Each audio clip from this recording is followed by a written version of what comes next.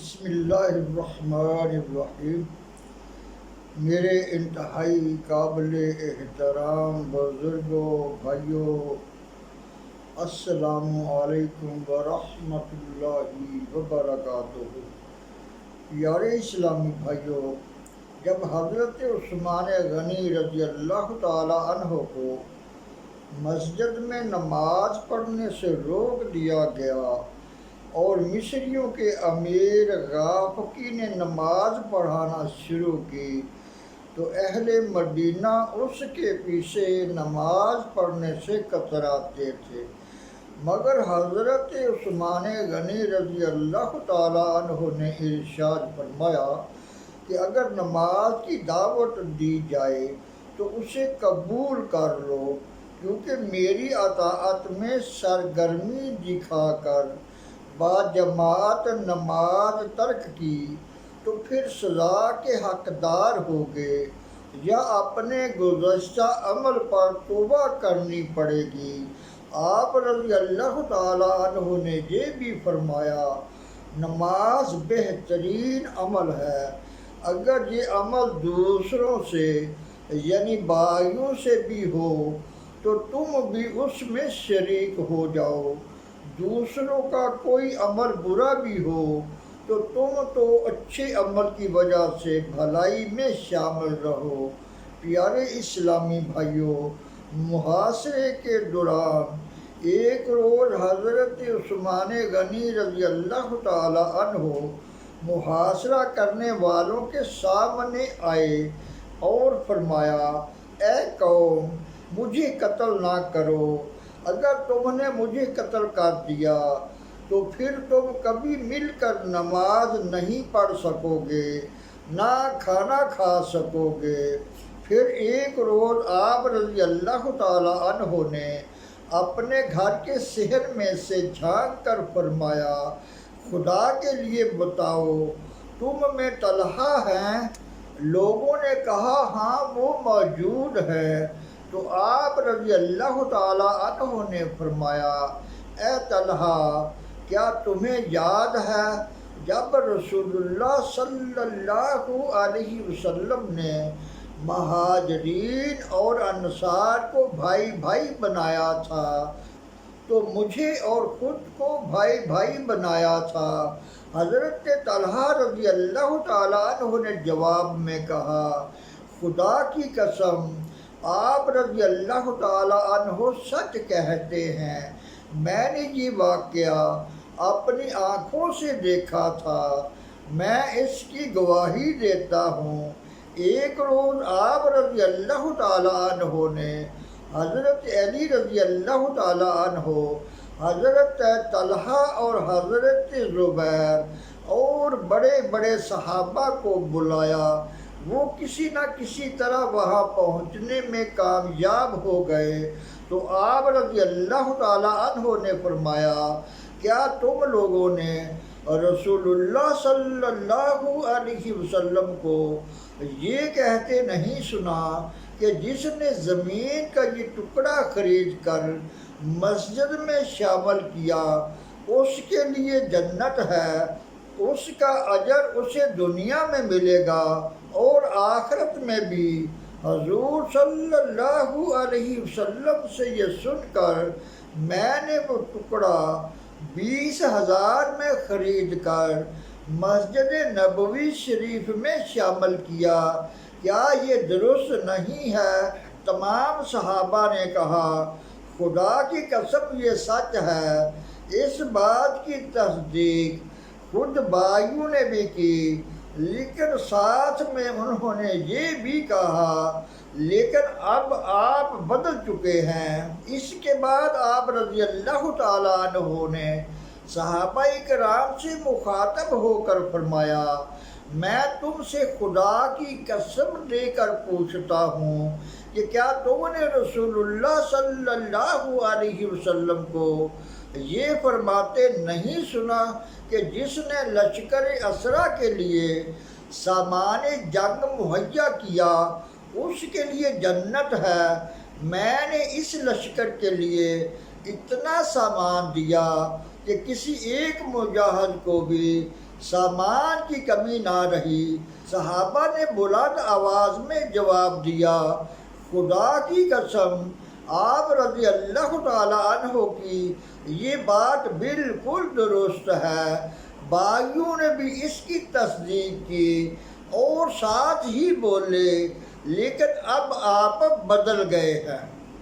پھر آپ رضی اللہ تعالیٰ عنہ نے صحابہ سے پوچھا، کیا آپ لوگوں نے رسول اللہ صلی اللہ علیہ وسلم کو یہ فرماتے ہوئے نہیں سنا کہ جس شخص نے مسلمانوں کے لیے روما کا کنواں خریدا اس کے لیے جنت ہے؟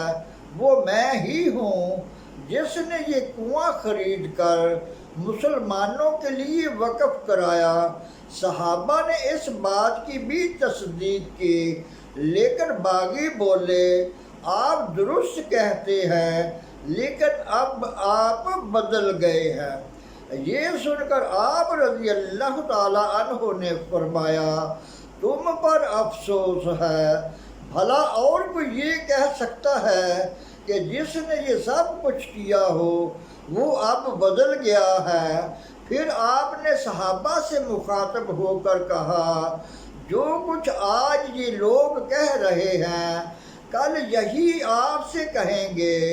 چنانچہ جب باغیوں نے حضرت علی رضی اللہ تعالیٰ عنہ کے خلاف ہنگامہ کھڑا کیا تو آپ رضی اللہ تعالیٰ عنہ نے بھی بالکل حضرت عثمان کی طرح اپنے فضائل کے بارے میں احادیث نبوی کی تصدیق دوسرے صحابہ سے کرائی۔ سب نے تصدیق کی، لیکن باغیوں نے یہی کہا، آپ درست کہتے ہیں لیکن اب آپ بدل گئے ہیں۔ حضرت علی رضی اللہ تعالیٰ عنہ نے اپنی شہادت کے موقع پر کہا تھا،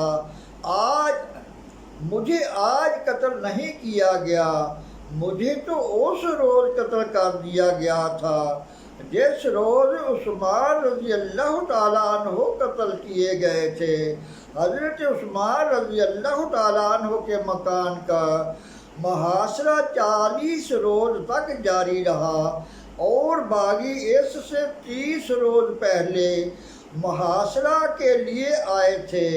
محاصرے کو ابھی 18 دن گزرے تھے کہ باغیوں کو معلوم ہوا آپ رضی اللہ تعالیٰ عنہ کی مدد کے لیے جگہ جگہ سے لوگ آ رہے ہیں۔ چنانچہ ان لوگوں نے محاصرہ کو اور تنگ کر دیا، یہاں تک کہ حضرت تک پانی تک پہنچانے سے روک دیا۔ اگر کوئی شخص آپ رضی اللہ تعالیٰ عنہ کے مکان کا رخ کرتا تو وہ اس سے وہاں جانے کی وجہ پوچھتے، اگر وہ نہ بتا سکتا تو وہ اسے پتھر مار کر بھگا دیتے، بلکہ اس کے گھر تک اس کا پیچھا کرتے۔ حضرت عثمان غنی رضی اللہ تعالیٰ عنہ کے پڑوس میں آل حزم کا مکان تھا۔ آپ رضی اللہ تعالیٰ عنہ نے عمرو بن حزم کو حضرت علی رضی اللہ تعالیٰ عنہ کے پاس بھیجا اور یہ کہلایا کہ اب لوگوں نے مجھ پر پانی بند کر دیا ہے۔ اسی طرح انہوں نے حضرت طلحہ، حضرت زبیر اور ازواج مطہرات کو بھی پیغام بھجوایا کہ اگر ہو سکے تو مجھے پانی بھجوائیں۔ ان میں سے جو سب سے پہلے آپ رضی اللہ تعالیٰ عنہ کے مکان تک پہنچنے میں کامیاب ہوئے وہ حضرت علی رضی اللہ تعالیٰ عنہ تھے، جو رات کی تاریکی میں آئے اور آپ رضی اللہ تعالیٰ عنہ کو پھر بھی دیکھ لیا گیا۔ آپ رضی اللہ تعالیٰ عنہ نے فرمایا، تم لوگ عثمان رضی اللہ تعالیٰ عنہ تک پانی اور خوراک تو جانے دو، تمہارا دعویٰ ہے کہ تم مسلمانوں کے طریقوں پر عمل کرتے ہو، نہ کہ کفار کے، مگر روم اور فارس کے کافر بھی قیدیوں کو کھلاتے پلاتے تھے اور انہیں سہولتیں وہاں پہنچاتے تھے، دوسرے تمہیں عثمان رضی اللہ تعالیٰ عنہ نے کس چیز سے روکا ہے جو تم ان کے محاصرے کو جائز خیال کرتے ہو اور ان کے قتل کو جائز سمجھتے ہو؟ حضرت علی رضی اللہ تعالیٰ عنہ کی بات کا انہوں نے یہ جواب دیا، سہولت تو کیا، ہم تو چاہتے ہیں کہ انہیں دانہ پانی تک میسر نہ آ سکے۔ حضرت علی رضی اللہ تعالیٰ عنہ گھر سے اپنا عمامہ یعنی پگڑی کو گیلا کر کے لائے تھے۔ جب انہوں نے دیکھا کہ باغی کسی طرح نہیں مانتے تو وہ گیلا عمامہ لے کر حضرت عثمان کے مکان کی طرف دوڑے اور عمامے کو اندر پھینک دیا۔ آپ رضی اللہ تعالیٰ عنہ کا مقصد یہ تھا کہ اسے نچوڑ کر آپ کم سے کم حلق تو تر کر سکیں۔ اسی طرح ازواج مطہرات اور دوسرے لوگوں میں سے بھی کھانے پینے کا سامان لے کر آئے، لیکن انہیں بھی ناکام لوٹنا پڑا۔ ام المومنین حضرت ام حبیبہ رضی اللہ تعالیٰ عنہا خچر پر کھانے پینے کا کچھ سامان لے کر نکلیں، لیکن جب آپ رضی اللہ تعالیٰ عنہ کے مکان کے پاس پہنچی تو ایک باغی نے آپ رضی اللہ تعالیٰ عنہ کے خچر کی لگام تلوار سے کاٹ دی۔ آپ رضی اللہ تعالیٰ عنہ کا خچر بھٹک گیا۔ قریب تھا کہ آپ رضی اللہ تعالیٰ عنہ خچر سے گر جاتی، لیکن کچھ لوگ انہیں پکڑ کر گھر تک چھوڑ آئے۔ جب حضرت عائشہ رضی اللہ تعالیٰ عنہ اسی ارادے سے نکلیں تو انہیں راستے میں ان کے بھائی محمد بن ابو بکر ملے۔ آپ رضی اللہ تعالیٰ عنہ نے انہیں سخت سخت کہا اور فرمایا، تم بھی ان حرکات میں شامل ہو؟ کیا تم سب کچھ بھلا بیٹھے ہو؟ ان سے کوئی جواب نہ بن پڑا۔ وہ آگے بڑھیں، لیکن باغیوں نے انہیں بھی راستہ نہ دیا۔ حضرت طلحہ اور حضرت زبیر کو حضرت علی، حضرت ام حبیبہ اور حضرت عائشہ رضی اللہ تعالیٰ عنہ کا واقعہ معلوم ہوا تو وہ اپنے اپنے گھروں میں خاموش ہو کر بیٹھ لیے۔ صرف حضرت عثمان غنی رضی اللہ تعالیٰ عنہ کے پڑوسی آل حزم رہ گئے، جو باغیوں کی نظریں بچا کر رات کے وقت کبھی کبھی حضرت عثمان رضی اللہ تعالیٰ عنہ کو کھانے پینے کا سامان پہنچاتے رہے۔ حضرت عثمان غنی رضی اللہ تعالیٰ عنہ نے ایک روز روشن دان سے لوگوں کو مخاطب کرنا چاہا تو آپ رضی اللہ تعالیٰ عنہ کے سامنے عبداللہ بن عباس آئے۔ آپ رضی اللہ تعالیٰ عنہ نے فرمایا، تم بھی چلے جاؤ، کہیں تم بھی وقت کے چکر میں نہ آ جاؤ۔ عبداللہ بن عباس دروازے پر ڈٹے رہے اور بولے، یا امیر المومنین، مجھے ان لوگوں سے جہاد کرنا حج کرنے سے زیادہ عزیز ہے۔ لیکن آپ رضی اللہ تعالیٰ عنہ نے انہیں بھی جدال اور قتال سے سختی سے منع کر دیا۔ چنانچہ وہ بھی آپ رضی اللہ تعالیٰ عنہ کے حکم سے مجبور ہو کر اور کچھ وقت کے تقاضے سے مجبور ہو کر واپس چلے گئے۔ حضرت عثمان رضی اللہ تعالیٰ عنہ نے ان لوگوں سے فرمایا، اے قوم، میری مخالفت تم سے کوئی ایسا نہ کام کرا دے کہ تم پر بھی ویسی ہی مصیبت ٹوٹ پڑے جیسی قوم ہود یا قوم نوح یا صالح کی قوم پر ٹوٹی تھی، اور لوط کی قوم کا زمانہ کہ تم سے کچھ دور نہیں۔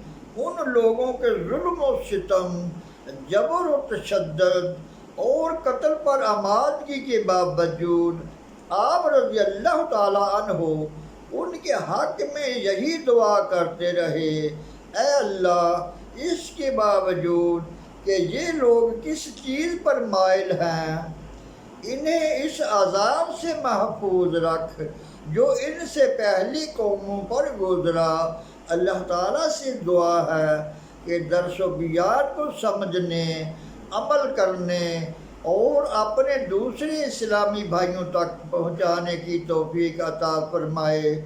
وما علینا الا البلاغ المبین۔